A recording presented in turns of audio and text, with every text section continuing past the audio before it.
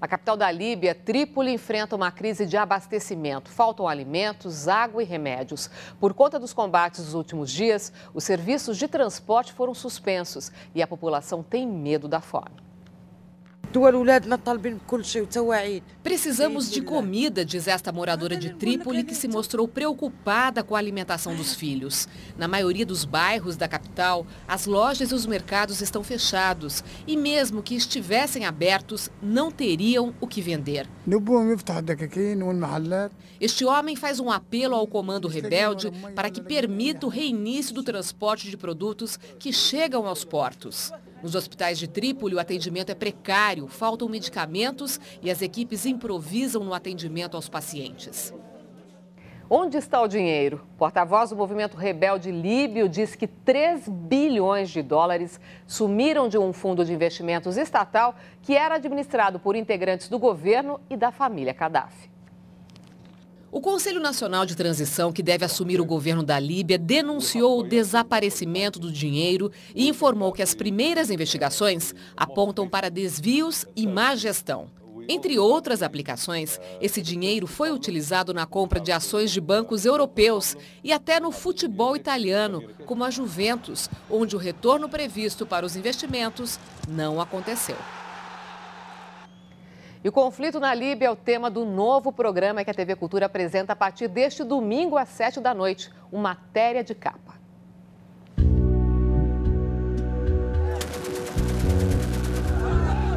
A luta de um povo para decidir seu próprio destino, a busca da liberdade.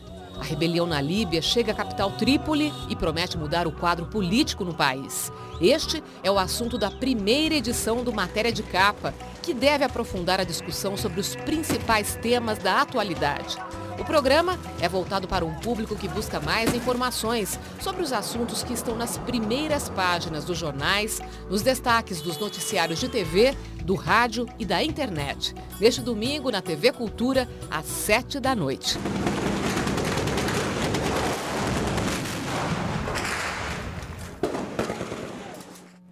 E a revista Veja, que chegou hoje às bancas, traz na reportagem de capa uma acusação contra o ex-ministro da Casa Civil, José Dirceu, de conspirar contra o governo da presidente Dilma Rousseff.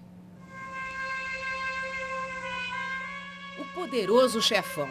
Para a Veja, o título da famosa trilogia do cinema sobre a máfia define a atual condição de José Dirceu. A revista afirma que o ex-ministro mantém um gabinete num hotel de Brasília, onde despacha com graúdos da República e conspira contra o governo. A reportagem assinada por Daniel Pereira e Gustavo Ribeiro traz uma sequência de imagens registradas por uma câmera de segurança do que seria, segundo a revista, o gabinete secreto do conspirador. Elas mostram, além de José Dirceu, ministros, parlamentares e outras autoridades em dias e horários diferentes, no corredor, supostamente, do Hotel Naum. Ontem, em seu blog, José Dirceu disparou: repórter da revista Veja é flagrado em atividade criminosa contra mim. No texto, contou que o repórter Gustavo Ribeiro se hospedou no mesmo hotel e tentou convencer uma camareira a abrir o quarto usado por ele. A camareira não abriu e denunciou o fato. O repórter teria fugido sem pagar a conta. No dia seguinte, segundo José Dirceu, o jornalista voltou ao hotel, se passando por um assessor da prefeitura de Varginha, dizendo que precisava deixar uns documentos no quarto do ex-ministro. Mais uma vez, não teve sucesso. Na quinta-feira, ainda segundo Dirceu, o jornalista Daniel Pereira mandou 3 perguntas por e-mail, as quais considerou uma tentativa de invasão de privacidade. Ao fim da reportagem, Veja confirma que o jornalista realmente esteve no hotel investigando e que a segurança registrou um boletim de ocorrência contra o repórter, a pedido do assessor de José Dirceu e advogado Hélio Madalena. Segundo a reportagem, é o escritório de Madalena quem paga as diárias de R$ 500 da suíte reservada permanentemente para José Dirceu. Ainda em seu blog, José Dirceu afirma que, como cidadão, militante político e dirigente partidário, tem, abre aspas, o dever e a legitimidade de receber companheiros e amigos, ocupem ou não cargos públicos de qualquer partido, onde quer que seja, sem precisar dar satisfações à Veja. Fecha aspas.